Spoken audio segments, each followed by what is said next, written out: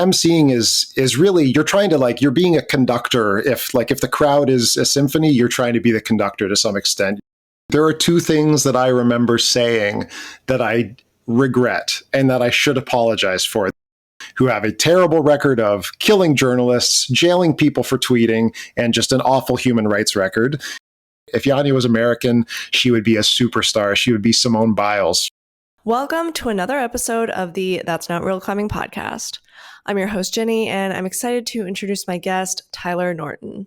Tyler is a fellow competition climbing nerd and podcaster who has been involved in the space much longer than I have, and you may be familiar with his channel, Plastic Weekly. In this episode, we'll talk about what it's like MCing at a World Cup. We'll commiserate on the hardships that come with climbing podcasting, go over some climbing hot takes, and talk about the upcoming 2024 season. If you end up enjoying this style of comp climbing podcast, be sure to check out the Debrief, which is Tyler's podcast on Plastic Weekly. And for now, hope you enjoy this episode with Tyler.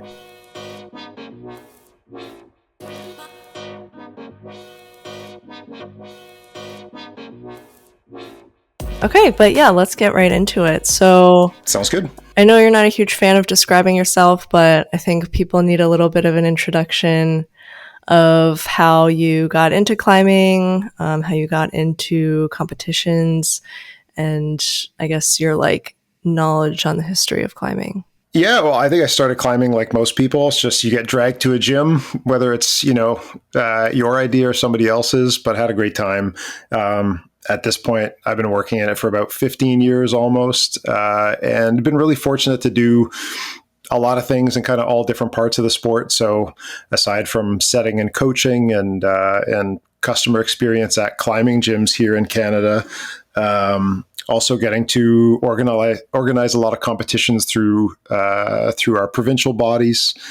Got to MC a World Cup one time, got to go to a bunch of World Cups, either, dragging behind, some of the Canadian kids and just kind of watching them do their thing. But yeah, just a lot of little bits of exposure here and there through the time working in gyms got me really interested. And about, 6 or 7 years ago, started up Plastic Weekly as kind of a sort of expression of wanting to contribute to the conversation and wanting to talk to people who in my professional life I didn't have a reason to.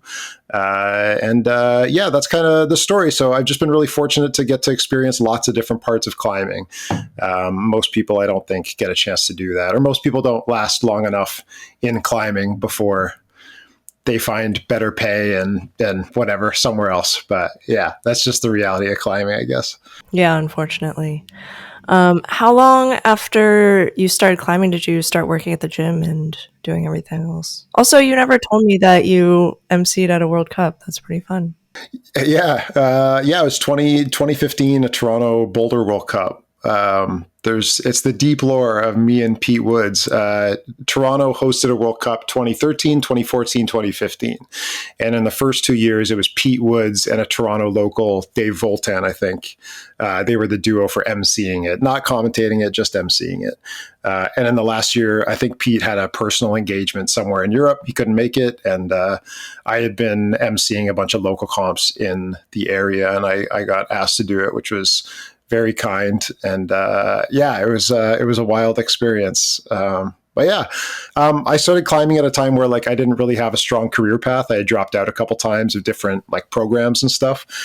So it was probably about a year and a half properly, but right away, and it may have been the same thing for you, was you get into climbing as a climber, and very quickly you have lots of questions, and you're fascinated by how does this gym work? How do these comps work? And all this curiosity led me to volunteering in different things. And it was a small new gym at the time. The community was just starting to build out. And so I kind of, by benefit of being one of the few familiar faces around, through volunteering and so on, got a job and just kept kind of going up the tree just because I stuck around, I guess. But yeah, so not very long. Interesting. No, I mean, yeah, I do not have the similar experience at all. It took me several years before I feel like I actually got into climbing, even though I was climbing on a regular basis. Okay. Yeah, I feel like I followed the path where it was I had never done any sports before and I wasn't particularly good. I just liked climbing for fun, and then I plateaued at like V3, V4 ish, as people do. And then that I didn't really have that passion because I like plateaued for so long, and it wasn't Hmm. until COVID happened that I kind of got out of that funk. Oh, interesting. So I'm similar to you in that I wasn't into any sports before climbing, and I think that's part of why I loved it so much. Was it was the first time I felt remotely like a well-rounded person, because as a kid I had never been told I was like an athlete or sporty or anything like that, so I really appreciated that. But for me, and I might be different for you, was the climbing was fun, but I was really curious how the industry worked, like very quickly. It was like, who puts up all those questions that you get from people that you probably talk to, like who, is there a map for the holds, and like who makes the holds and who makes the walls, and is it, fastest to the top in a competition? All those questions was what got me the most psyched, I guess, really early on. So very quickly, I stopped caring about getting good at climbing for whatever reason. Hmm. And it was just all about like, oh, I want to be like behind the scenes in this. Yeah. Oh, okay. Interesting. Yeah, no, I didn't care at all. I didn't Okay. care. And then I wanted to get good, and then to get good, I wanted to learn about all of the Gotcha. Why did you want to get, have you done stuff in your life where you start something and you're immediately like, I need to master this? Is that something in your personality or what? No, never. Yeah, I'm not like a perfectionist. I kind of do things and then I'm like pretty half-hearted about it until I reach that certain point that's like, oh, I'm like kind of good at this. And now I've like unlocked the fun parts and now I'm really into it. So I Gotcha. think that's kind of what happened. Okay. But yeah, I wanted to learn about all the behind the scenes because I think that'll help me get better myself as well. That's cool. Yeah. Yeah, back to, well, I wanted to get more into about you MCing and stuff because that sounds like a Yeah, lot of sure. fun. And you also did like commentating as well, right? Yeah, I think I don't know where it started, but probably just having a bit of like a music background means I don't really deal with stage fright at all, and I'm pretty comfortable being in front of like a large crowd of people. So just some local comps at starting out at the gym that I worked at the time. The famous Canadian bouldering tour is called the Tour de Bloc up here, and it's slowly fizzled out over time. But that was, every gym in Canada wanted to host a stop on the Tour de Bloc, and of course we did for a bunch of years. And I would just MC for the finals. And I did that for a few years, and I guess at some point that transitioned to commentating when the gyms were starting to feel more comfortable about like, hey, let's splurge for a live stream. Wouldn't that be a cool, like, fun thing to do? But yeah, the emceeing was just I was willing to do it, whereas a lot of people aren't. They might not be interested in having a lot of eyes on you and having to talk for a long period of time. But I've always felt pretty confident in my ability to like fake it on a microphone and so on. Yeah, I've had a lot of good role models when it comes to like stagecraft. So even if I'm not great, I'm still comfortable with it. But yeah, the World Cup one was wild because at that point, I would have only like live witnessed maybe two World Cups, like a Speed World Cup in 2013 and a Boulder World Cup in 2014. And I'd watched a bunch, and I'd been to a bunch of like, I guess the other big ones would be like ABS Nationals, like the American Boulder Series. And I had always thought like, oh, what a cool job it is to be the guy with the microphone and have to introduce everybody and have to create that hype. So I had a few influences, but something about the World Cup with just like how long the days are, and maybe the fact that it was in a hockey arena that this World Cup was in, something about the acoustics, the crowd was really loud, and it was a ton of fun. I remember, I think it was Tsukuru Hori maybe gashed open his finger, and for whatever reason I thought it would be appropriate to like commentate everything that was happening, like with the medics and him dealing with all the blood, and the event organizer had to come over and just be like, you can stop talking about the finger injury now. So I was like, okay. But yeah, ended that comp, I guess, the Sunday night after finals. like super worn out. I just like felt like I was about to black out. I was a little bit dizzy, and I was just like, you're just exerting yourself for a couple days. And yeah, it was a pretty like strenuous experience of trying to maintain hype for like 2 days straight. It was wild, but like a really cool opportunity. And I haven't had it since, and that's okay. I don't know if I want it again. It was really long, but very cool to see it like all up front. And that was actually like my favorite climber, Anna Storr's very last gold medal event was that one. So I have this crazy memory that I get to keep for the rest of my life of being the person that gets to say, and in first place, blah, blah, blah, Anna Sturr for the last time of her career. And so like, if I've got a handful of like best memories ever in climbing, that's definitely one of them. That sounds super exciting. I've never been to a World Cup in person, so I didn't even think about there being an MC there because you obviously don't hear that during the live streams. Since you've done both MCing and commentating, what do you feel like are the differences there, and which one do you prefer?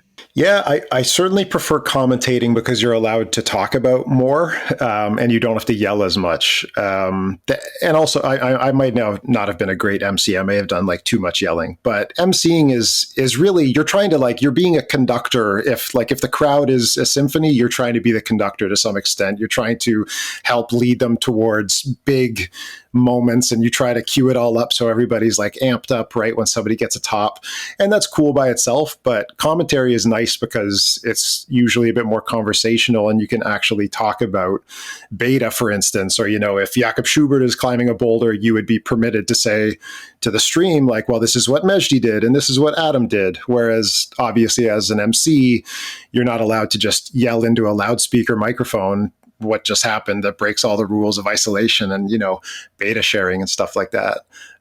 So I certainly prefer the commentary. I wish MCs got to do a little bit more of what commentators do. I think audiences at events could be a little more in the know and maybe have a better experience if somebody was giving a bit more actual information and context to what was happening rather than just screaming platitudes trying to get people psyched up, make some noise and stuff. Yeah. But I certainly prefer commentary. That's definitely the place to be if you're going to do either of them, I think. Yeah, that's super interesting. I feel like MCs need more credit. It's really it's a skill for sure. It's can be kind of embarrassing, I bet. Yeah, I think like all these things, if you just put yourself out there into a microphone, there's a lot of, if you're too self-aware, you can really bottle yourself up. I think you have to just be willing to kind of like go with the moment and hope you don't come off as insincere. That's always my biggest worry, is that people are going to be like, who the hell is this guy? Like, why is he talking into a microphone? That's my like, what gets me all nervous. But yeah, it's long days and you're just like kind of yelling the whole time. It's not the most fun thing in the world for sure. Yeah, I could never. I bring much more of like a calming, nervous energy to people.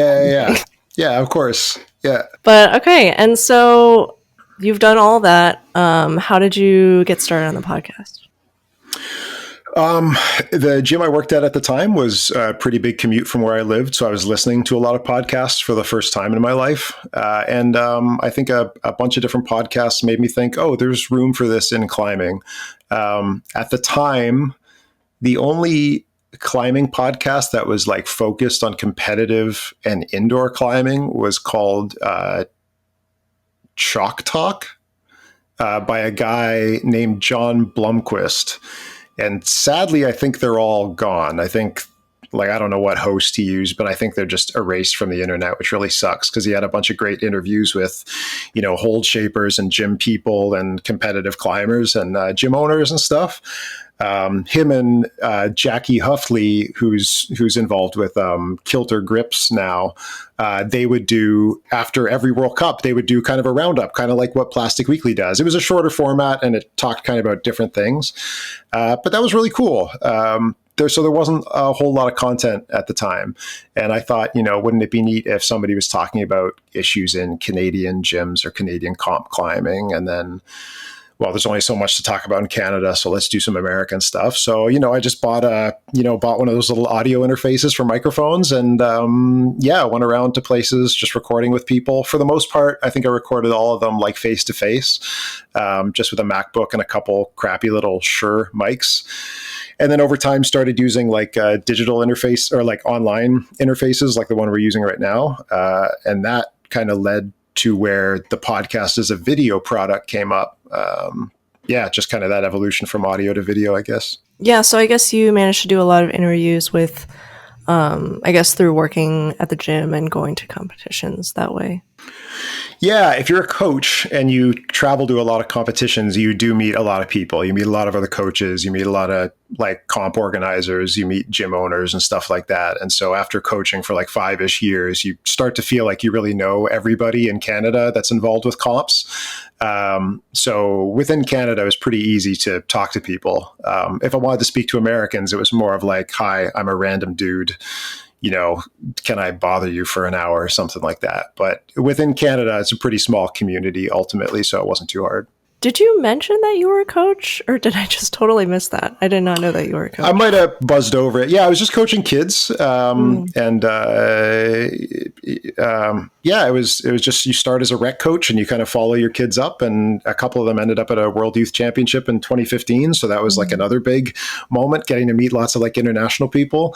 I got to go to one of the ARCO ones, which at the time I was aware that ARCO is I knew factually that it was like a historic place, but until, years later when I started the podcast and started doing more historical research, did I realize like, oh, I was in a really special place, like one of the very like foundational competitions in like Western competition history. So a little bit of coaching. I wouldn't say I'm like coaching is something I'll probably never do again. I don't have the drive for it. I don't have a personal like competitive background.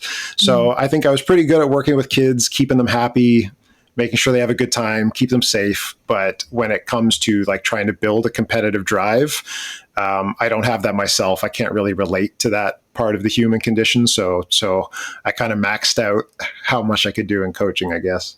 Yeah. Okay. And so with the podcast, it seems like now you're more so doing debrief with John instead of doing interviews. Why did you sort of pivot away from the interview format? Yeah, anybody that's followed Plastic Weekly for a long time, first of all, like the name has become a joke by itself. And I've kept it because it's a good reminder to stay humble about your ambitions and what you're capable of. I thought it was going to be a weekly podcast I would publish every week. I thought I was going to do an audio thing with like 2 or 3 interviews every single week in one episode. And between that being like way too much work, just the way my life works, the way my personality works, I started having these months where nothing would come out. And over the 7 years of the podcast, that's a recurring pattern, right? There will be content for a bunch of months, and then I'll just disappear for a couple. And I'm starting to learn to live with that, especially because it's not the thing that pays my bills. And the other big part of my life is still climbing, right? Like I spend almost all of my time in the week talking about climbing and thinking about climbing and worrying about it. And so it is a little hard to get home and want to dive right back in sometimes, especially during the wintertime when it is kind of busy season for gyms in the Northern Hemisphere. So it's had lots of ups and downs, but the thing about John that was great was I had wanted to try this format possibly since John Blomqvist stopped doing his on Chalk Talk. And so I was thinking, like, wouldn't it be cool if we could do this kind of thing, like the kind of content that's really, at the time, was really popular in like esports circles, where it is just 2 guys on Skype talking for a couple hours. And I was digging around trying to find like, okay, who's actually writing about competitions? Who's the person covering this stuff? And it's a really short list. But John was right there at the time writing for Climbing magazine. And so I shot him a message and we're like, hey, can we do this? And of course, he was great. He's a sports nerd in general. It's not just climbing. He just loves sports and he's fluent in that kind of discussion, which was a good counter to me, where I don't have a lot of history of being a sports fan. So he brings this great experience as somebody that understands, like, fundamentally the experience of being a sports fan, of being a sports journalist, and me coming from a different angle that's a little bit more naive about those things and more of kind of I'm used to working in the background. I'm used to, maybe being involved with the organization of events. So it was a really cool dynamic. But the real key thing is, it's where I discovered that having a partner to do one of these introduced a new level of accountability to make sure it gets done, because now it's not just me failing myself if I don't put out a piece of content. Now I'm failing John if I don't reach out to him and say, hey, we got to do this Tuesday. I've got a guest and all that kind of stuff. So it made it much easier to do things because there was somebody that I was going to disappoint directly and somebody that I love deeply, and I don't want to disappoint him or leave him hanging. So that's the key to the longevity so far of the debrief, is that he's just there.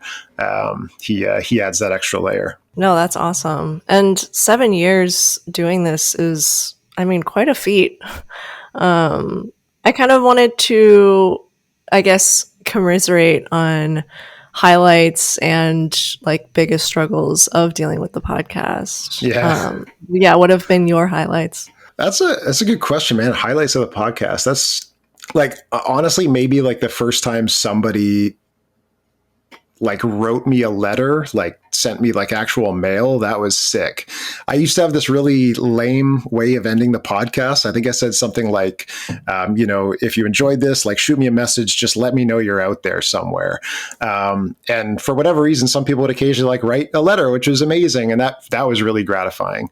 Highlights otherwise was maybe, starting to feel like I'm becoming friends with the other people who are, covering climbing, really struggling to keep the tabs on this stuff. It's a very small group of people, especially in English, that are actually trying to keep track of the evolution of the sport. It's people like, John, obviously, Delaney Miller as well over at climbing, Natalie Berry, of course, and then some names that are fading out, like Eddie Falk. He did 5 incredible years as the official IFSC photographer, and things really went south, unfortunately, around the pandemic. But that guy is... the amount of institutional memory in that one person is wild, and he needs to write a book as soon as possible, because for 5 years he was living on athletes' couches and shooting the comps and flying with the athletes and taking all of their pictures, making sure to take a picture of every single face at the comp and qualifiers. From what was it for him, 2014 to 2019 or something. He is the memory of record for the athlete experience, and sadly, he's kind of phasing out. I think he's found other things that he loves, and he's definitely earned the ability to move on. But getting to meet these people has been amazing. And the one or two of them that I might, talk to outside of an interview is really rewarding. I don't know. The low points, I'm trying to think of the lowest point. Have you ever had somebody have you ever published an interview and then the subject messages you and says hey, can you take it down within the day that you've put it up or anything like that? Do you have any disaster stories? No, holy crap. If that happened to me, I might just shut everything down. Yeah, for real. It's silly. Yeah. I don't know. It was somebody involved in hold shaping back when it was an audio podcast, and we recorded it and it was great. And there was nothing that I thought was remotely troubling. But yeah, I was up for maybe 12 hours. And then I got an email while I was out, just out of the house, saying hey, can you edit this out? And I was I can't edit it out right now. It's kind of busy. So I ended up taking an episode down and republishing it later, okay. After having clipped some stuff out. But that was really frustrating. Oh, okay. I thought you meant you just couldn't publish the entire episode. No, it was it was just one particular area, but it was it kind of ruined an entire line of questioning, because we kind of started talking about, I think, quality control and liability and stuff. I think that's what it was about, but yeah. That does make it difficult, but no, I thought it was more of a personal thing. Hey, this went up and now I hate you and I don't want it to be up. Go ahead. I want to hear what some of your highlights or low points. Low points are honestly more fun, frankly. But yeah, low points. It's not even nothing bad has really happened. It's just my fear of bad things happening that just gives me this constant anxiety about it. Sure. I don't know if you're on TikTok or anything, but I see a lot of videos talking about anxious attachment styles. And I think in my personal life, I don't have an anxious attachment style. Okay. But in terms of like podcast guests, it's like you need this like constant communication, or like you need to always be in the interview, or like in the like lead up to it. lead up, I think. Or Okay, that's like gotcha. what anxious attachment is. Like you need to be constantly reassured that you're like okay, or like the person is still there. Gotcha. So this explains like the 9 reminder emails I've gotten like in the last day. Okay, gotcha. I understand now. See, I didn't know that it sends that actually. I haven't been sending anything. That might be like the calendar invite or you've programmed the system well to do what you internally want it to do. Good job. no one's told me that happens. So maybe I need to change that. But yeah, that like doesn't happen to me in my personal life. But since starting this podcast, I get so worried when someone does not like respond to me, or if like I had them on and then they're like busy after, and they like don't respond to my message. I'm like, oh my God, they hated the podcast, they hated the interview, they don't like me, they don't want it to go up, they don't want to post it, they're like not Right. happy with the conversation. And so that's probably the biggest low light for me. I like don't know how people feel after. How do you feel like you've had a real blunder though? Because like there are two things that I remember saying that I regret and that I should apologize for. They weren't necessarily like mean or offensive, but I felt like, oh, that didn't come across the way I wanted it to that person. And I feel like I may have possibly hurt them. And I'm almost certainly overthinking it. But there are 2 people in the universe who I really need to just message at some point and be like, hey, I haven't heard from you since we spoke years ago. I just wanted to make sure you don't think that I think you're a total idiot or something like that. I don't know. There's just a couple things like that. I don't know if you felt that way. No, that I don't think that's happened. At least if I think I say something stupid, I can edit that out. Right. To the person, I think I tend to err on like the safe side. Sure, yeah. But do you want to go into what stupid things you said, or is that too haunting for you? I feel like I should apologize to them personally, but one was I just made I made a quip. I think it was a conversation about like talking about who our candidates would be for maybe like best boulderers ever, or some fairly just like hypothetical conversation. And I think when they gave their answer, I suggested like, oh, I'm surprised you didn't say this person, which kind of suggested that I thought they had a really basic outlook on like climbing. Like, oh, I assumed you would have picked this name because you're dumb or whatever. Like, that's how I was afraid it would be read. And then the other one, I'll just say this out loud because it's so stupid, but just like off the cuff. And this is where you really forget some of these climbers are young, but I forgot Colin Duffy was like 16 at the time. And I just made a joke that he has big ears, which normally just in general, I wouldn't be too harsh about that. Like where I come from, people make fun of each other's looks to our faces all the time. And you're just like busting each other's balls. But like right after I said it, I was like, oh, this guy's a child. Like I think of him as a climber that's been on the scene for like as long as I have, even though he was only 16. But instantly I was like, you know what, that was too far. Yeah, there's just like little blunders that come up and you're like, okay, at least I'm going to learn from that. I'm going to remember when I'm talking about these young athletes like, Chaeyoung Suh or Aimori, like, especially if I'm making jokes that I would consider appropriate for adults, I have to remember, even though they're like pro athletes, that is a kid. And I do need to like dial in a certain amount of restraint when it comes to, for all the talk about red S, which is kind of like code for a lot of, it's not quite the same, but it kind of falls in the same stream as like body image issues. And especially when we're dealing with kids, that's like absolutely not stuff that some dumb, like at the time, 27-year-old should be chirping in on like the looks of a 16-year-old kid. Right. So that's a mistake I am doing my best to not make ever again. Fortunately, I don't think anybody ever like watched that episode. So, okay. I mean, it wasn't like in front of them. No, it wasn't. It was just one of those things that you're just like, oh, I'm an idiot. Why did I say that in front of a microphone? Like that was recording, right? Well, I mean, the nice thing is that you could just edit it out. I don't know if that was on my show. That might have been on somebody else's. I think, yeah. But anyway. I mean, you can always ask them to edit it out. But yeah, I guess that's kind of the good part of having the show, because then you can make yourself look however you want. Yeah, fair enough. Yeah. Yeah. Yeah, I think that doesn't happen to me too often because my podcast is focused a lot more on I guess like me learning about the competition space. And I thought your whole brand was roasting teenagers. I mistook your podcast. I thought that was the whole thing. No? No. I would love to have like a young climber on. I think that would be really interesting. But yeah, if that becomes my brand, maybe I shouldn't do that. It would get clicks.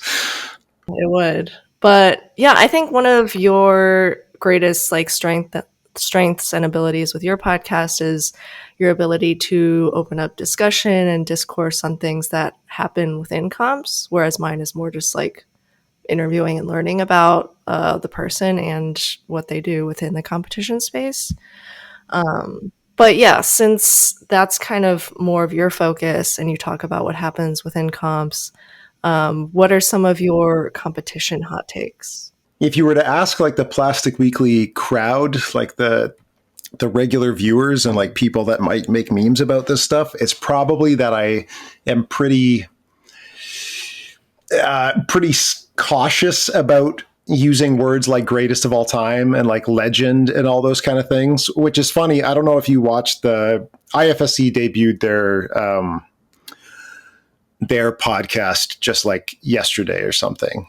And within the first 10 seconds, Matt, who is excellent at his job, Matt starts by lamenting like the overuse of the term legend and then proceeds to call Sean McCall like the GOAT, which just made me want to blow my brains out, because I think especially with my concern about like the history of climbing, I think it's really important that we kind of hold back on being too generous with our compliments and the titles we give people, lest we forget how important it actually is when those real people show up, when we have those incredible highs. If you've been calling everybody a legend for the last 10 years and then an actual legend shows up, what's this new viewer going to be able to tell the difference, right? If we call every of the 6 finalists at a Boulder World Cup, for instance, a legend, like every freaking kid, every 16-year-old kid, Mejdi's a legend already or something like that. And then a genuine legend, somebody that competed for forever and won a ton of golds, like Kilian Fischhuber, comes on stage to maybe hand them a medal. And then you then try to call Kilian Fischhuber a legend after using the exact same word for some 15-year-old punk that like maybe bluffed their way into their first ever finals. What does it even matter? It's just like an arms race to the most superlative title for athletes.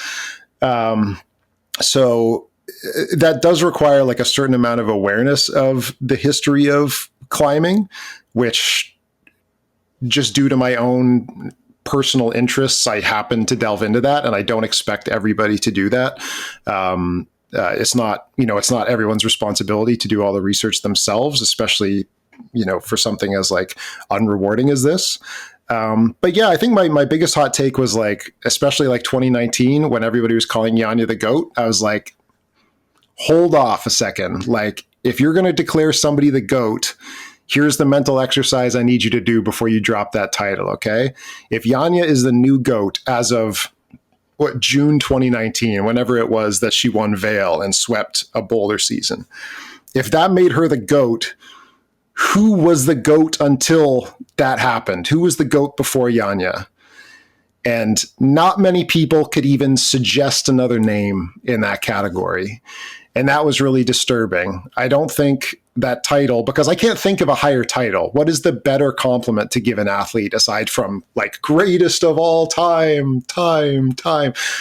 That's a really big thing to put on somebody. And so in my like hot take world, that's really disrespectful to drop titles like that if you can't even think of like who was the GOAT right before Janja, or you can't name some other candidates. I think that's way too close to hyperbole for a title that important. I think that's like an inappropriate use of it. And I should just clarify all that by saying, I'm not saying Janja isn't one of the best athletes that climbing has ever seen, or that she may become, or maybe she is the greatest climber we've ever seen. I just think you have to actually understand what you're saying when you give somebody that title, because in my opinion, there is no bigger title. That is the ultimate achievement for anybody that touches climbing. And so that really frustrated me. So anyway, now you've got angry Tyler on the podcast now. But yeah, that's probably like the biggest hot take that I can think of. I don't know. There might be some other ones out there, but yeah. Get rid of isolation. That's another one. Please excuse this brief intermission, but I would just like to remind you that if you are enjoying this podcast, please follow and rate it on your preferred listening platform. If you're watching on YouTube, I would love to hear your discussion and thoughts in the comments below. Anything helps to push this podcast out to more people and get even more amazing guests on. Back to the show. I guess, first of all, what you mentioned about Yanya, there not being a previous goat before Yanya, doesn't that kind of make it more meaningful that people like are starting to call her a goat? Because like, if there was already a previous one and they're just like jumping between people. Well, like, so this is my question is, so climbing, like bouldering has been going on at a World Cup level since like officially 1999, but technically like 97, let's say. So for all of those years, and again, people just refer to Yanya as like the GOAT without any qualifiers. I don't know if they're talking about lead climbing or bouldering or both. I have no idea. But for all of those years, say again? I mean, kind of like both is the point. Like, sure. Yeah. Fair enough. My concern there is that there are other female athletes who have excelled in both lead and bouldering. So before Yanya hit the scene, even though that discussion was not taking place on YouTube or taking place on audio podcasts, there was somebody who, in different people's opinions, was the best of all time, right? And maybe it just came up, in live journal feeds or on somebody's blog, on somebody's Flash website that is now defunct and broken and lost to time. But before Yanya, there was a previous best climber. And just because current viewers might not know who those people are, it's not good enough to just be willing to drop that title on somebody, right? Like, maybe the conversation hasn't happened for all these new viewers. Maybe they weren't aware of who came before. But it's really important before you grant somebody like the greatest, like let's say somebody granted you or me the greatest competition podcast of all time, but they have never heard any other competition podcast aside from ours. That is an irrelevant title to give to either of us, right? I don't know if they knew about Chalk Talk. I don't know if they are aware that podcasts have only been around for so long, and you have to look back to like the Spot setting blog or all these different old blogs and websites that covered that stuff. I think the important thing to realize is that there were climbers that came before Yanya that did incredible things. And just because we don't know their name, it doesn't mean we can just forget about them and skip over them. I think to call Yanya the GOAT, I think it's only appropriate to give somebody a title that big if we can look back at those before her and say, yes, she has actually earned that. When you compare Yanya to, for example, a Sandrine Levay, who was dominating from like 2001 to 2006, or even further to like a Liv Sansos, like let's say 99 to like 2001, 97, I guess. Those are other names. Those are like before Yanya, those are the people you would have considered as the best of all time that were like interdisciplinary, that did both bouldering and lead at a very high level. And those names are pretty much forgotten. So it just hurts when Yanya gets called the GOAT, but the people dropping that title aren't aware of the people that came before her. So that was my only real grift with the GOAT discussion, was that I think that's a huge title to give to somebody, and it's really important to reflect on who she's overtaking if we're dropping her that honorific. But yeah, and now I've gone too far in this discussion. Well, that makes sense, because I mean, I would say I'm more of like a newer viewer, so I don't know those previous people. So that's good to know. Do you think it's still like too early for the title? I don't think like the same things I say now are important. So let's say Yanya ends up with 100 gold medals, right? More gold medals than anybody in history. Like that's like many times more than anyone else. I still think it's worth being able to name the people that came before you, right? Like if somebody says, oh, Janja won 100 gold medals, no one's ever done that before. It's still worth knowing, okay, who's in second place and how many medals do they have, right? Like that's a basic answer that I think you should be able to find before dropping the title. But in general, I do think Janja is probably the greatest female lead and boulder athlete we've ever seen. The hard part is there's very few people in history that have done that, and it might actually be a historical anomaly in climbing to have athletes doing both so prolifically. When the Olympics goes to individual disciplines, which we're all quite certain it will at this point, and as the fields get bigger and there's more serious competitors, I can totally see a world where you have to focus on just lead or you have to focus on just boulder in order to be among the best.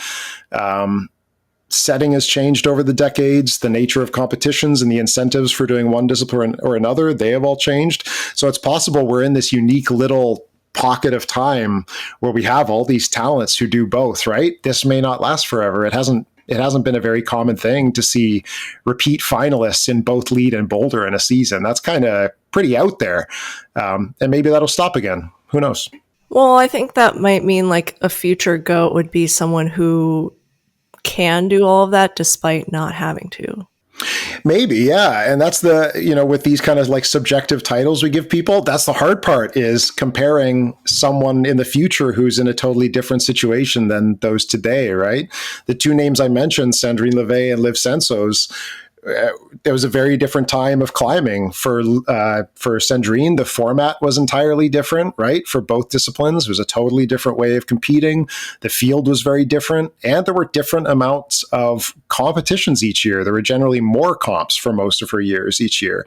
So it was easier to rack up a higher medal count than someone like Janja, for instance. And for Liv Sensos, her bouldering wins when she swept, it was either 97 or 98. Those competitions were entirely within like France and Switzerland. It was a much more, Eurocentric comp scene.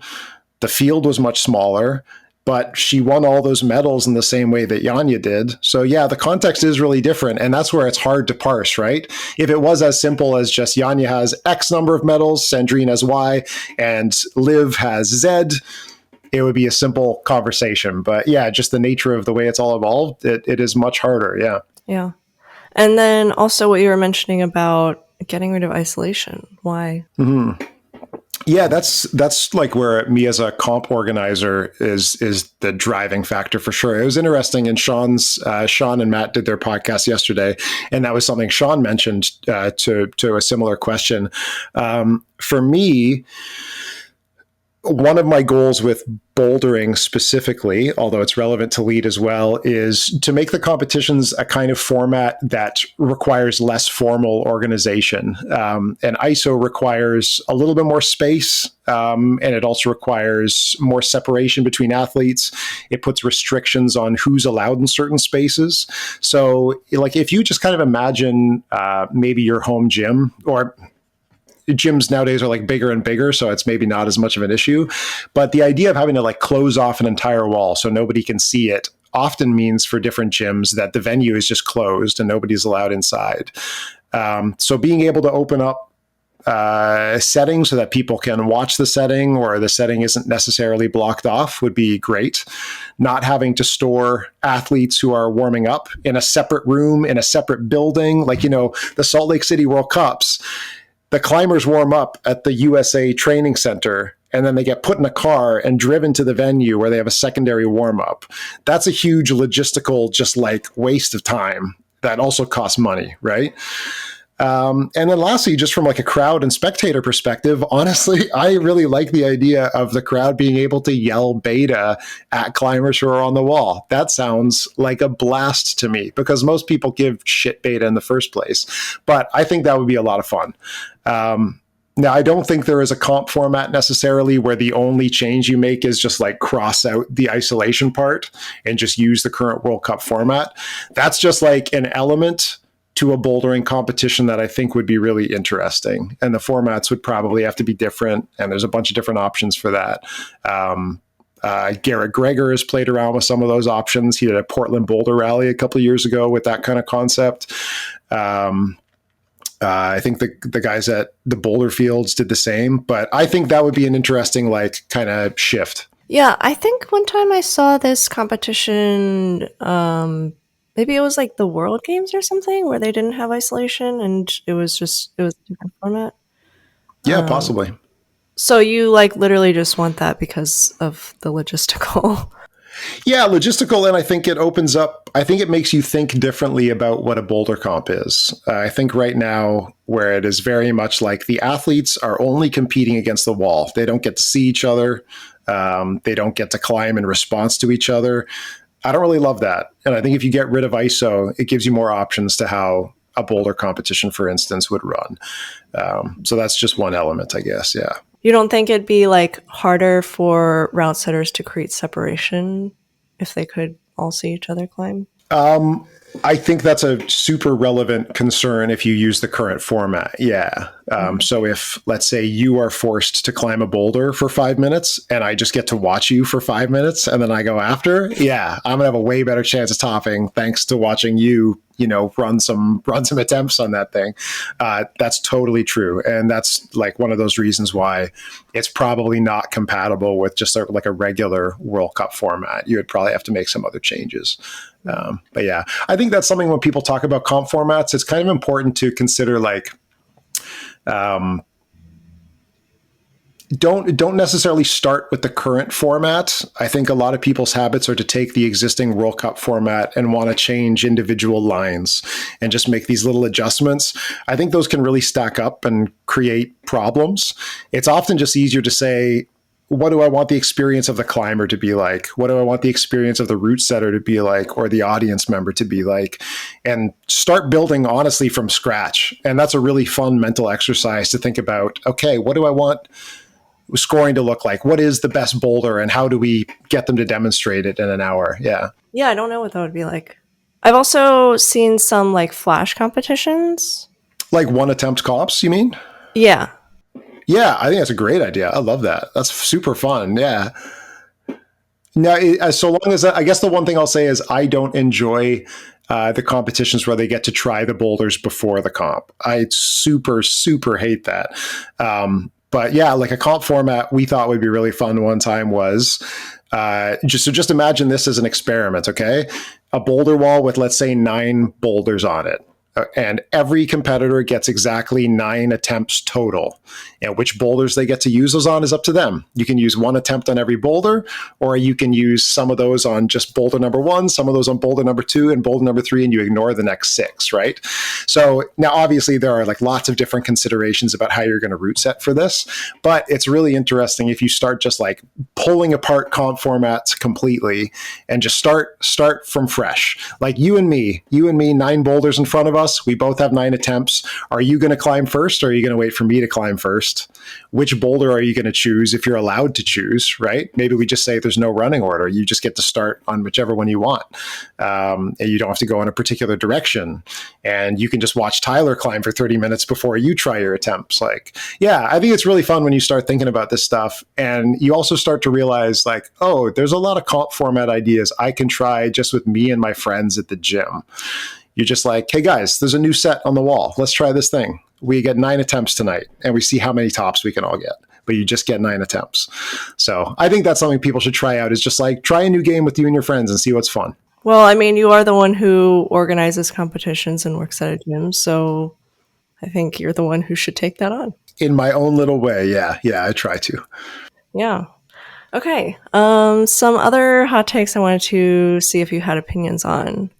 A lot of people talk about not caring about the overall title anymore. I guess like the season title, or like not caring about world champs, other than it being an Olympic qualifier. Do you have any thoughts on that?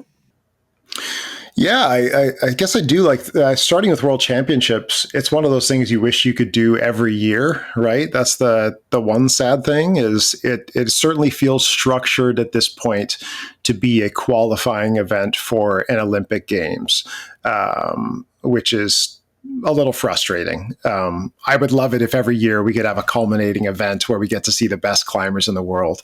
I think that would be a lot more fun than having it every 2 years. For the overall, this is a hard one because in climbing, our circuit has like relatively few events. And I think a lot of the awareness of this topic, it's curious, maybe it's not a coincidence that this conversation has come up when F1 has become this new sport that so many of us now have a much better understanding of than we did before. And that sport has a very clear, very important season, ranking across the entire year, but they're dealing with something like 20 to 25 races, I think, every year. And the way it's structured out is, there are some drivers in F1 who they might get no score for a bunch of these races because they crash or they come too low in the placings, but you're still able to be competitive even though you miss a few events. In climbing, where lately we're pretty much averaging about 6 events per year for each discipline, if you miss 2 events and then you have a abnormally low event in one of the other stops, you're pretty much out. So having an overall season with this number of events is actually functionally really difficult to make it genuinely competitive. So you're going to end up with a lot of situations where, because there's so few events and you earn so many points for each one, you can be in the final event of the year and there could be like 10 different people that could win, right? Conversely, you can get to the end of the year and Janja Garnbret is at the event and she can be miles ahead of everybody else. But because she missed 2 events in the season, she is just not in consideration, right? 2 events, just 2 events, and that puts her out. So I think our overall season has some work that needs to be done before it could be considered like a really clean kind of like spectator product to understand. I think more focus does need to be put on it because generally the top 3 people each season had really great seasons, and we should give, we should laud those people for a great performance. And the basics of this are we should show that overall season podium at the end of the year, right? We should actually see it. I think it was last year or the year before where we didn't even get to see them award the bouldering podium for the overall season. That's too crappy a way to end a year, right? So we at least got to show those performances. But I think one cool thing that's happening this year, and it probably won't happen every year in the future, but this year ends with an event that is all 3 disciplines. The final event of the year is going to be speed and bouldering and lead. So this really cool thing is happening where all of those storylines for all 3 disciplines are going to end at the same time. And I think that is also a nice improvement where even though technically it's not a world championship, depending on how the year plays out and depending on who's too tired from the Olympics and decides they don't want to show up, and depending on who's got the points, you could end up with that final comp of the year having all the big stars in attendance fighting for those overall points and having all 3 disciplines doing it. And it kind of becomes this quasi world championship, unofficially. So I'm a little scared. The other 2 things are kind of tough to talk about because there's just these practical problems with them. But that's one thing I'm really psyched about this season for, is ending it with a speed, boulder, and lead World Cup. It's been since I think 2015, Haiyang in China was the last time there was a World Cup that had all 3 disciplines in it. So it's really rare. It's really, really rare. But we get one, so I'm psyched. Yeah. Do you know why they decide to do that this year?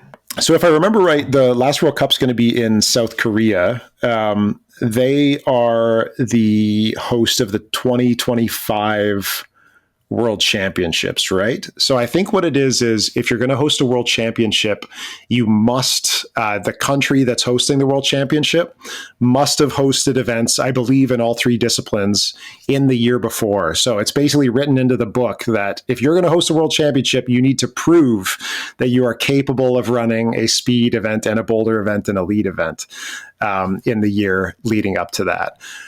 So I'm pretty sure that's probably why it's all happening that way. Korea hasn't held a lead event in, I think, about 10 years as well, maybe 2014 or something.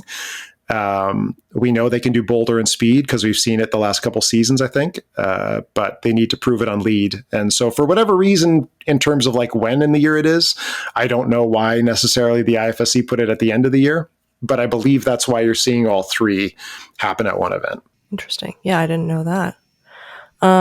Yeah, when you were talking about the F1 stuff and having like a bunch of competitions, I didn't know they did that many. That's like an insane amount.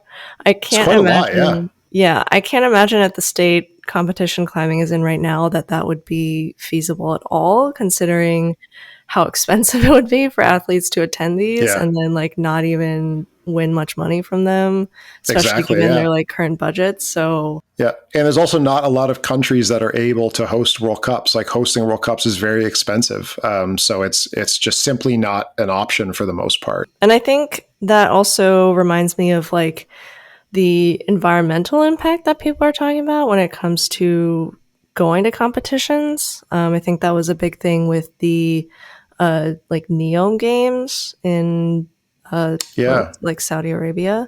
Yeah. Any thoughts on that one? I was just really surprised that the environmental angle was the one that everybody had a problem with for that event. Yeah. I shouldn't say everybody, because I know like within my Discord, possibly within your Discord, on maybe the comp climbing subreddit, people mention the fact that like, oh, hey, this competition is entirely paid for by the Saudi royals, who have a terrible record of killing journalists, jailing people for tweeting, and just an awful human rights record, and are diving into all of these different sports right now because they're in this genuinely unfortunate position where their economy is driven entirely by oil, which the entire world is trying to get away from. And they're realizing, oh shit, we've got this giant country full of people that need jobs, and we can't rely on oil. We have to diversify, which is like a fair objective for any country, right? But the way they're doing that is we're taking our oil money, and us as a royal family, we're going to buy up as many sports properties. I shouldn't just say it's everything. It's technology, it's business.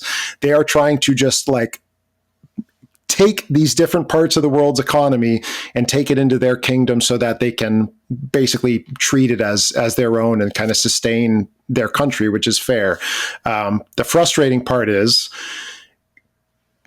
in my opinion, the IFSC is a sport organization that is desperate for funding, which is true for the most part. It doesn't have the funding like a lot of other sports. That will change with the Olympics, but most sports, money like always seems to be a problem for whatever reason.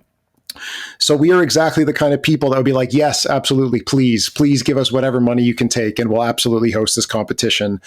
And I think that same instinct among climbing fans, which may trend towards a more like liberal worldview where we would care about the environmental impact of our sport, even though, every sport out there from the NFL to F1, most of these sports have ginormous environmental impacts. It's interesting that instinct in us to worry about the environment and to care about things like that also was a little drastic, like surprisingly silent when we took a comp and basically white labeled a World Cup in Saudi Arabia. There are trans climbers, there are gay climbers, there are climbers who in the last couple of years have been, we can take Iran, for example. We've had climbers that have been deeply oppressed by their governments. We have climbers who have been punished because Russia, for example, Russia does a crazy thing by invading a neighbor, and now those climbers are punished because of that action. It's surprising that we were okay with going to Saudi Arabia and thinking like, yeah, this is a good thing. # discover NEOM, everybody. We're psyched to be here. That was a little surprising. I thought there would be a bit more noise from everybody.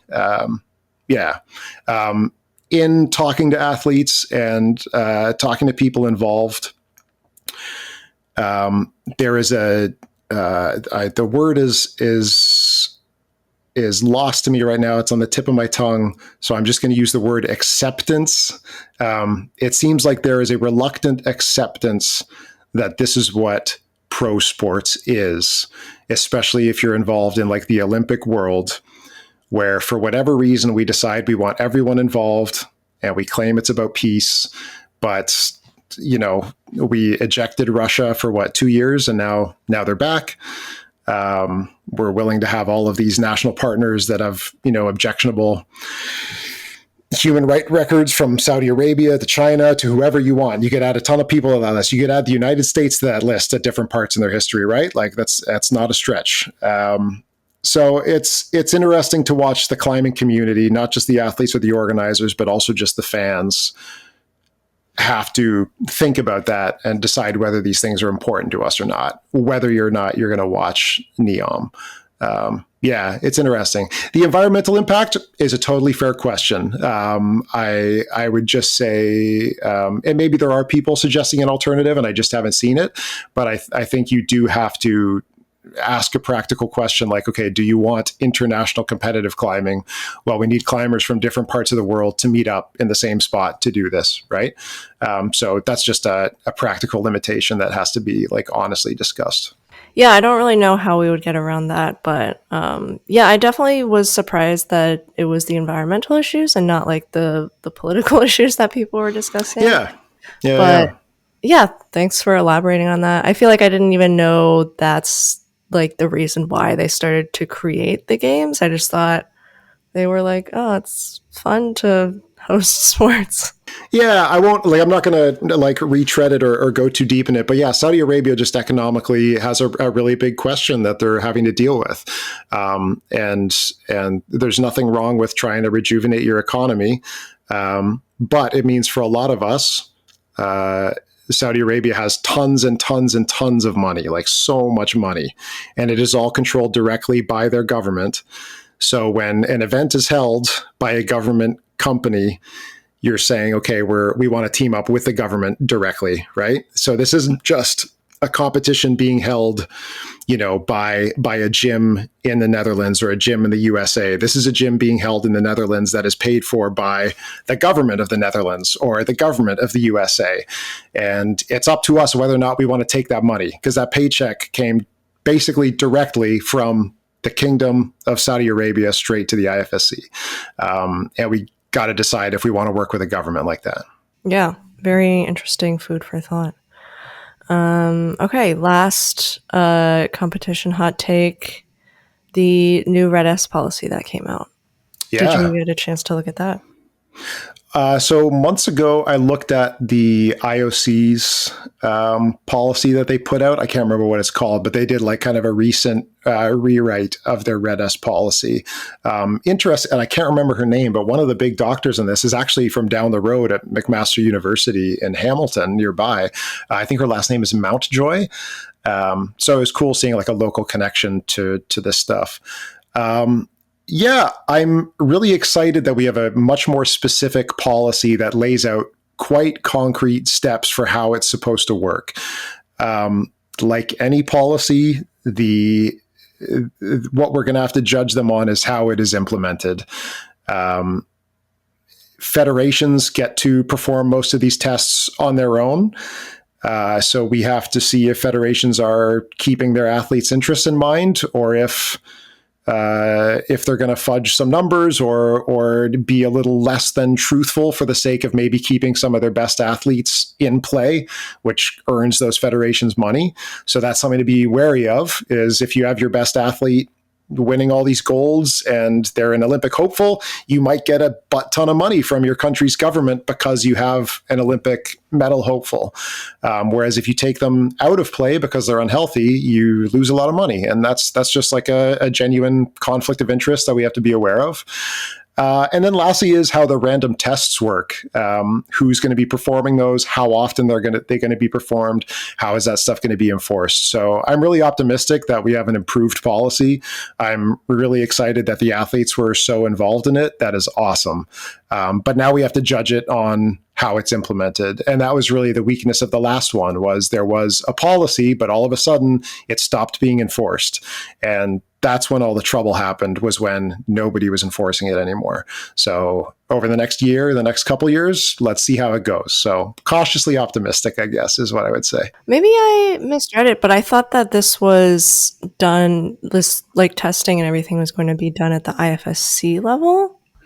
Yeah. So on the second page, I see. National Federation responsibilities. So step one is basically you guys do the tests.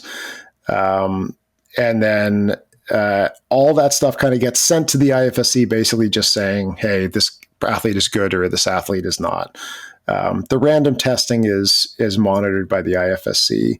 But yeah, so there's still some National Federation involvement and stuff.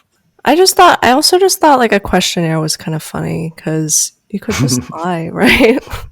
It's like pretty obvious what they're looking for. So yeah, and that's where that random testing is really important. Is that random testing going to be frequent? Is it going to be impartial? And is it going to be enforced, or is it going to be the kind of thing that athletes can just appeal to the ends of the earth and effectively like nullify it? Like, yeah, they tested me and they said I was in the orange zone or the red zone, but I'm just going to take it up with every judge and every court of arbitration possible and basically just get away with it for years. Like, don't really know. So we kind of got to see it play out. We'll see how it goes in the upcoming season.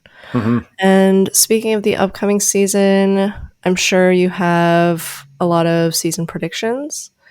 I'm terrible at this. Like, if I participated in like sports betting, I would be out so much money at this point, just based on what already happened in terms of Olympic selection.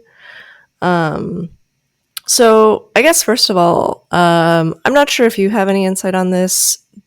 I'm wondering if a lot of athletes will be pulling out of competitions leading up to the Olympics and after, and how that would change the season if people aren't present. Yeah, I don't have any insight, and I also all I can really talk about is kind of what we saw in 2020. In 2020, I think Alberto Gines Lopez was the only Olympic athlete to attend like almost every comp before the Olympics itself. And so the joke was he tired himself out and was going to perform like shit. And then, of course, he becomes the gold medalist somehow at 2020, of course, a year later. I don't know, but I'm sure most of them will take some time off. The early part of the season is going to be interesting depending on when athletes want to peak, obviously. So some athletes may postpone their season up to the OQS events, but I guess most of them are going to compete just as a warm-up, see where they are as some like basic testing, get back in the flow of competing. It's going to be the events around the Olympics where I would expect you start to see more and more names drop off. Whatever the last World Cup is before the Olympics, there's that. If you want to place a bet on like, oh, at this comp, you'll see somebody win a gold medal who's never won a gold medal before, whatever comp that is, that's probably a pretty good bet that you're going to see a first-time gold medalist at that last event before the Olympics as they start to transition. Now I say that, and some differences from last time. I don't know what Paris is like in the summer, but for Tokyo, there was a lot of concern that it was going to be very hot and we were going to have to do a lot of travel to get used to that. And so maybe since most of our athletes are European, maybe you're going to see more competitors since they're in Europe already. It might not be as big a deal. I don't know. We'll see what happens because the circuit still does travel around quite a lot beforehand. So they might skip some continents, but that's always been something that a lot of athletes has done, is skip a leg here and there based on their own personal condition. But yeah, we'll see what happens. I think attendance will be cut off a little more than usual though. Do you like watching a competition where there's lesser known competitors? No, not really. I think I'm definitely a bit of an elitist when it comes to watching comp climbing. Like, I really do just want to see the best 6 climbers over and over. Honestly, if you just gave me a women's final just Yanya, Cheyenne, Brooke, Natalia, and like Jessie Pills, or like pick your sixth, Laura or something like that. I could watch that like 10 times in a row. I don't care. I don't need to see new names coming up, just pipping up for a single final. Oh, I forgot Oriane, I guess. Sorry, Oriane. Ooh, yeah, that's a rough. Yeah, that's a harsh one to miss, especially because she just won like the French national bouldering champs today. Yeah, I would happily just watch that field climb over and over and over. I don't care too much about new faces when they show up and start being regulars. That's awesome, but I don't watch a ton of national comps, and a lot of people seem to enjoy the story of, wow, isn't it cool that this person is having the best comp day of their life and they made it to finals? I don't really care about that. I much prefer to talk about these are the best climbers of this generation, and let's find all the little differences between them. Let's see who needs 3 attempts on this kind of move and only 1 attempt on that kind of move. That's the stuff I love, is like the very best climbers. Yeah. Okay. Yeah, I think a lot of people would agree with that. I think that's one of the reasons why I really want there to be like a newish climber who just like suddenly explodes on the scene and then can stay there for a really long time. Cause I think that would garner a lot of like interest and talk within the climbing community, but also maybe outside of the climbing community, and like grow the sport.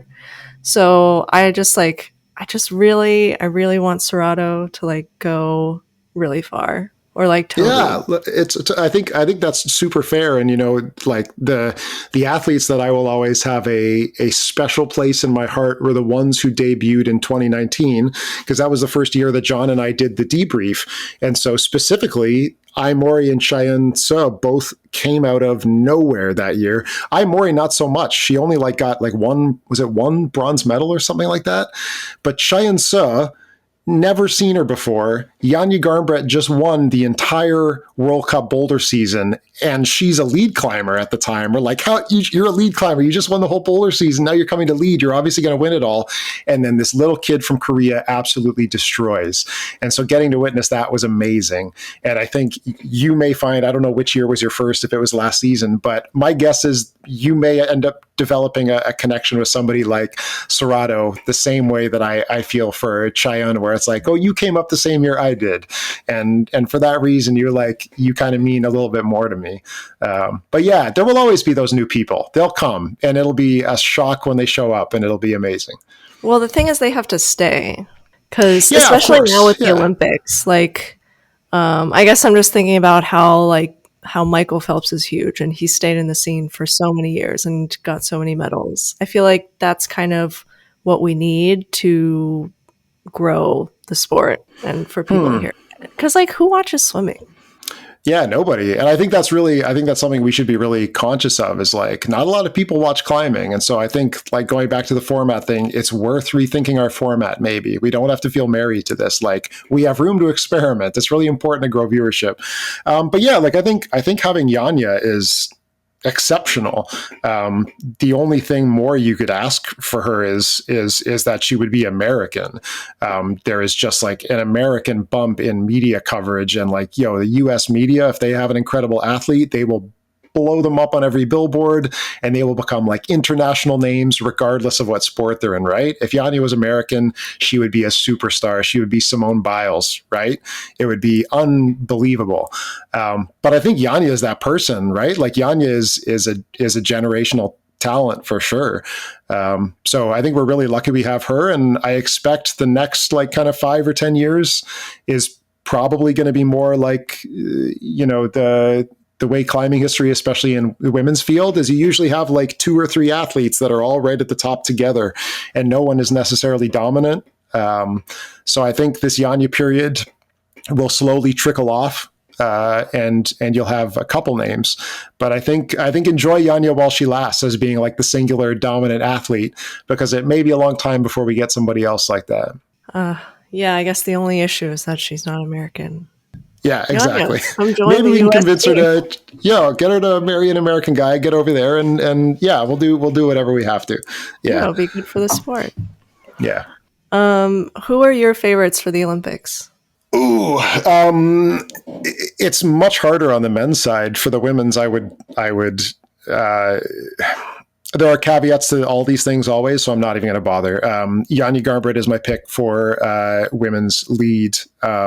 I think it would be silly to pick anybody other than Alexandra Miroslav for women's speed. For men's lead in boulder, I don't even like that's such a crapshoot, and that's the beauty of the men's field is like you can make a list of 7 names and they've all got a chance. I think Serrato and Raku is looking like an excellent choice though. And then for the men's speed, I love having it's hard for me because the 2 Indonesian guys, I think of them as a duo. I'm not sure I want Kiramal or Vedrik to become like way better than the other. I love having them as this duo that are kind of neck and neck and win for their own different reasons and have different personalities. So I would really like it if it was an Indonesian 1-2. And of course we already know that that's not going to happen.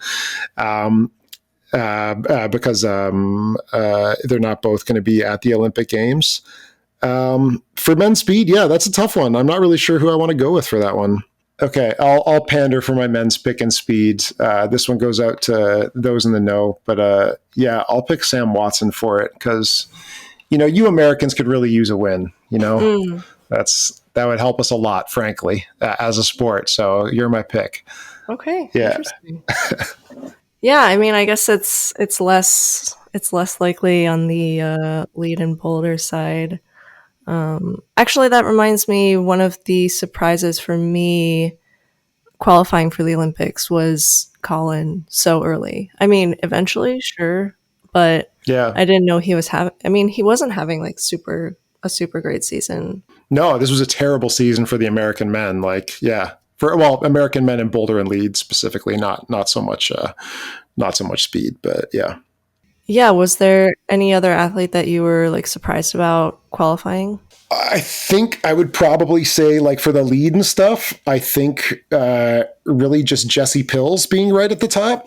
That's probably the one name that I didn't quite expect. Like I thought that top 3 would be more along the lines of like Janja, Brooke, or Janja, Brooke, Oriane or something like that. So Jessie is always like right there on the edge. And of course she's always relevant whenever she's in a final. But I think she would have been like 4th, 5th or 6th for me.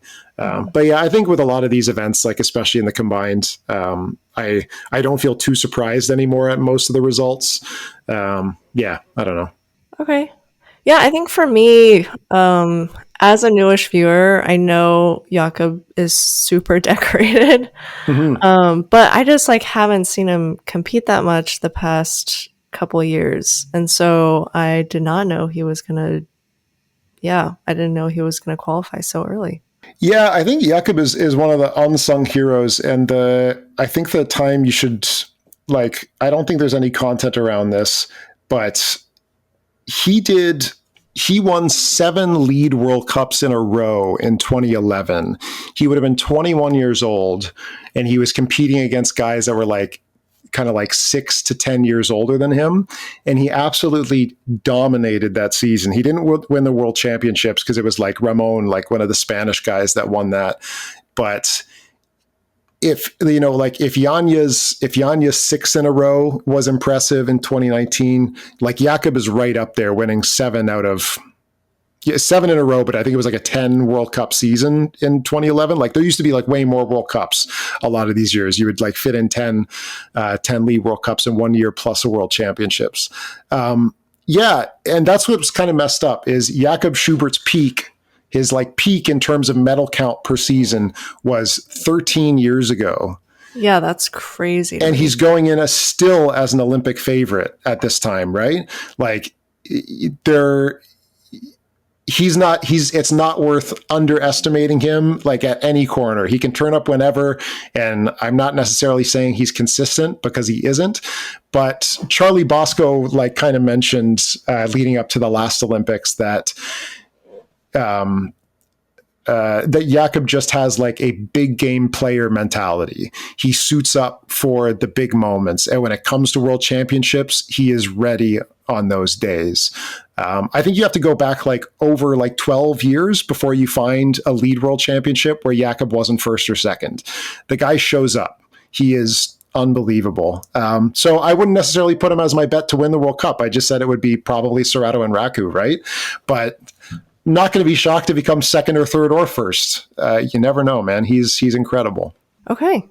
Yeah, really good to learn about the history of competitions. I feel like you were a great person to ask about all these things. So yeah, going into the Discord questions, we have a couple here. So do you think there's an absence of professional climbing media, and are non-professional channels doing an adequate job at filling that space? What do we need to do to get content to the next level? I don't think there's a lack of climbing media. I think there's a lot of like really good climbing media. I think as much as like the us being like a fashion item is kind of annoying, and I know that will die off, and like Gucci and whatever, they're not going to do climbing stuff in a couple of years. This is a fad, and we're not going to matter to them anymore. I think the public is generally interested in like climbing media. I think climbing outside is beautiful, and the personalities are incredible, and that kind of adventure content is standout. And we have so many good people involved in climbing media in general. But if it is narrowed to competition climbing media, then it's obviously a really different question. The hard part is like, there's not a lot of people doing it. I'm really glad you're here doing some of it. Like, we need everybody we can get for real, right? Like, every voice matters. But the hard part is like, how many of us are doing it as a living, right?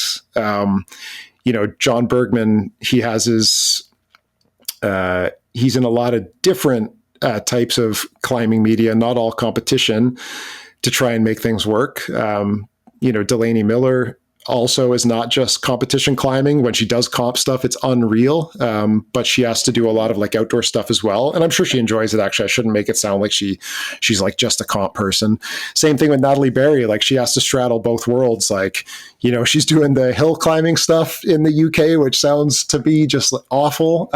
But she's also possibly right now like the journalist of record when it comes to competitive climbing media in English, at least. So yeah, there's not a lot of people doing it. Most of us are casuals. Like, I do this in my part-time, like for half a year at a time. And again, this isn't your living either at the moment, right? So I think, and just to go back to what I said to you earlier, like, I used to be really critical of lots of different commentators in climbing. Almost every single commentator that there has been in like the last 15 years, I've had different problems with them. And then eventually you come to realize that this one person is the only commentator for like World Cup climbing. And it is totally unreasonable for me to expect Matt Groom or Charlie Bosco or whoever to be exactly the kind of commentator that I want. There's lots of different styles of commentary. There are lots of different voices that people might like. Some people like talking about history. Some people like talking about movement. Some people like the personal stories. Some people just have different inflection. And so long as our sport has a single commentator, there's always going to be people that think there's someone better than Matt Groom or whoever else is doing it. But it is just one guy, and he is burdened with having to be the best he possibly can be for all of the people watching.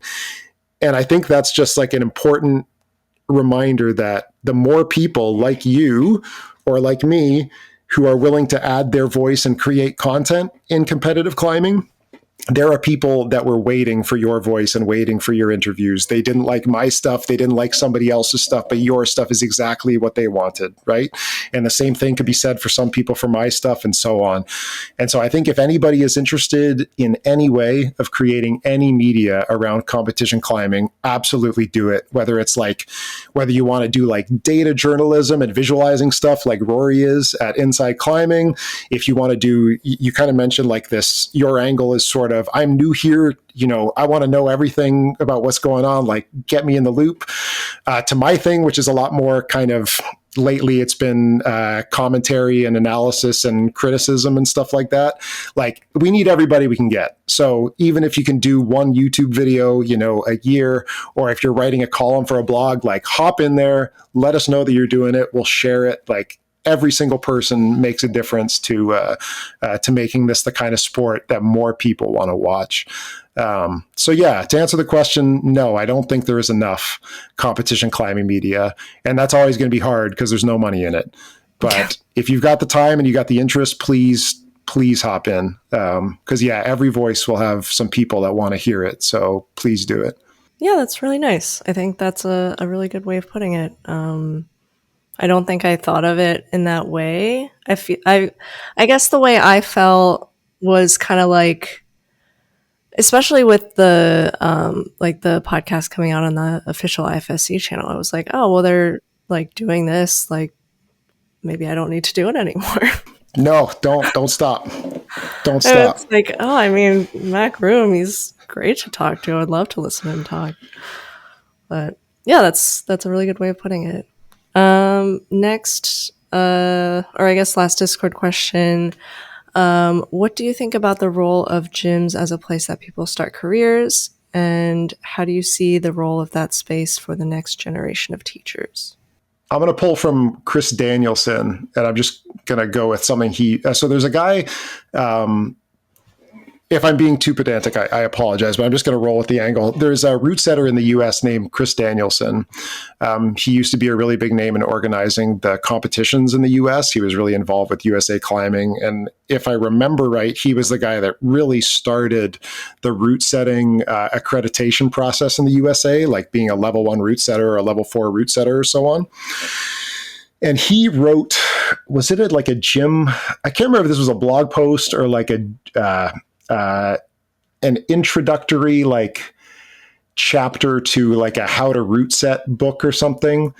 But he made this great point that I hadn't thought of. And it's really simple. He just said, like, if you want to start route setting, start route setting. And his point, which he fleshed out, I'm pretty sure, was there's nothing stopping you from going up to a boulder wall at your gym, a spray wall or a set wall, whatever, and use the holds that are there to just make up a climb for yourself or for your friends. There's nothing stopping you from doing that. As more and more gyms have spray walls and kilter boards and all that kind of stuff, it's even easier to have like a really dense area of holds, right? But if you want to learn route setting, it's not so much about turning wrenches as it is being able to look at a wall and predict movement and see, like, where do I need holds in order to make different moves happen. And his point was, if you want to start route setting, don't wait to be hired. Don't wait for somebody to his route setting is really tough to get into professionally. There's not a lot of spots to do it. Just start route setting. Start being the guy that's put up more boulder problems on your spray wall or your kilter wall than anyone else in your gym. Just start doing it. And the same thing kind of goes for coaching. If you climb with friends, start paying attention to what feedback matters to you when you're climbing. Like when somebody gives you a really good tip or a really good hint, why didn't you see that? Why couldn't you, why hadn't that come to you before they said it? And what advice can you give to other people? If you're bringing a friend to the gym for the first time, how are you going to cater to their experience to make them want to come back a second time? Are you going to be the person that walks up to let's say, okay, you bring a friend into the gym, they've never climbed before. They're probably going to be climbing like VBs, V0s, V1s. Are you going to go up and climb every VB, V0, V1 and flash it before they get a chance to get on it and they get on those and start falling? Is that going to be like how you present them to a climb? Or are you going to say, yeah, climbing's really fun. No matter how long you've done it, it's always hard. And you'll let them climb the V0 and fall on it, and you will climb your V4 or your V7 and you'll fall on it. And you'll help them relate to the fact that, like, yeah, I'm better than you. I've been doing this longer, but don't be embarrassed about falling, right? I think the biggest thing with climbing gyms is that whatever thing about climbing you're interested in, the gym is just a big sandbox for the most part. And you can start exploring whatever pathway you're interested in without being hired, without calling yourself a coach or without calling yourself, a gym owner or a route setter. You can just start paying attention to like what people's experience in gyms are and start paying attention to how you set boulders. And you can start your own career just by getting that practice and doing those things. So for people that are psyched about working in climbing, don't wait until you get a job to try being a route setter or try being a coach. Like, just do that stuff with the people that you climb with anyways, and see if it's something you like, see if it's something you're good at, and just express yourself through being a climber at the gym rather than needing to be staff necessarily. And if you do love it, I hope you do get a job out of it. I hope you manage to get paid and get to do the stuff you love. I know that not many people get to do what I've had a chance to do just because there's not that many gyms and not that many jobs at each gym. Like, that's hard. But do it anyways. If you're psyched, just do it anyways. Gyms are for you to play in. So do that, I guess. Yeah. Awesome. Well put. I think that's a great note to end on. Very inspiring. Thank you. But yeah, I think that's all the questions I had. Thank you so much for joining me. And anything you want to shout out or let people know where they can find you? I'll leave your podcast link below, of course. Yeah, you can, if you haven't seen Plastic Weekly on YouTube, subscribe to it and watch the videos that you like. Aside from that, if you watch Ginny's podcast, just keep watching it, keep watching the comps. Enjoy it. If there's stuff you like, then tell people about it. Make sure people in climbing feel good about what they're doing. And if there's stuff you don't like, consider doing something yourself. Let's build this thing. Let's do it. Awesome. Okay, great. Thank you so much. And it was great to have this chat. Yeah, thanks, Ginny. That was a lot of fun. Thank you so much for making it to the end of the podcast. Don't forget to like and subscribe if you enjoyed. Otherwise, you are a super fake climber. If you're listening on a podcasting platform, I'd appreciate if you rate it 5 stars, and you can continue the discussion on the free competition climbing Discord linked in the description. Thanks again for listening.